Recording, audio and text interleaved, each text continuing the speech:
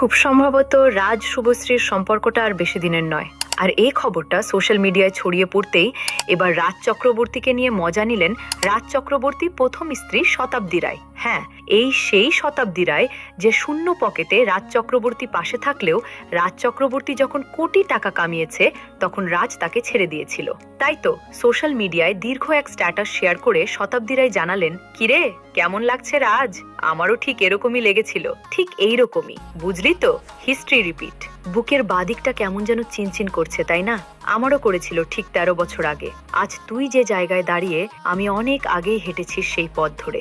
তোর এই বুকের বাদিকে চিনচিন ব্যথা আমারও খুব চেনা। ঠিক একই পথ ধরে আমি হেঁটেছি। শতাব্দী রায় তার দীর্ঘ 13 বছরের রাগ, ক্ষোভ, অভিমান সবকিছু এই একটি স্ট্যাটাসে বুঝিয়ে দিলেন।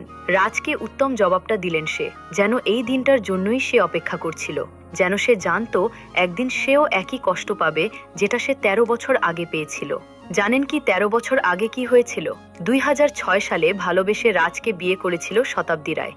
সে সময় রাজ বেশি টাকা পয়সা ইনকাম করতো না, বলা চলে বেকার ছিল। শতাব্দী রায়ের বাবার টাকার সাহায্যে নিয়ে রাজ নিজের ইনকাম শুরু করে।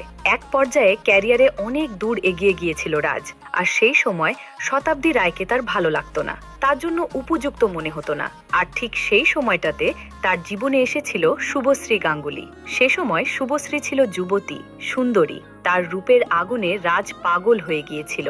তাই রাজ চক্রবর্তী আশেপাশে কোনো দিকে না তাকিয়ে, এমনকি শতাব্দীর কথা চিন্তা না করে তাকে ছেড়ে দেয় এবং শুভশ্রীকে বিয়ে করে নেয়। সে সময় শতাব্দী নাকি শেষ পর্যন্ত রাজের পা পর্যন্ত ধরেছিল, যাতে রাজ তাকে ছেড়ে না যায়। সে রাজের উপযুক্ত হয়ে দেখাবে, কিন্তু রাজ কোনো কথাই শোনেনি। শুভশ্রীর প্রেমে মত্ত ছিল। তাই তো আজ যখন দেবের সঙ্গে ঘনিষ্ঠ হয়ে পড়েছে, রাজকে ছুঁড়ে ফেলে দিচ্ছে। ঠিক তখন রাজকে উচিত কথাটা না শুনিয়ে পারল না তার প্রাক্তন স্ত্রী শতাব্দী রায়।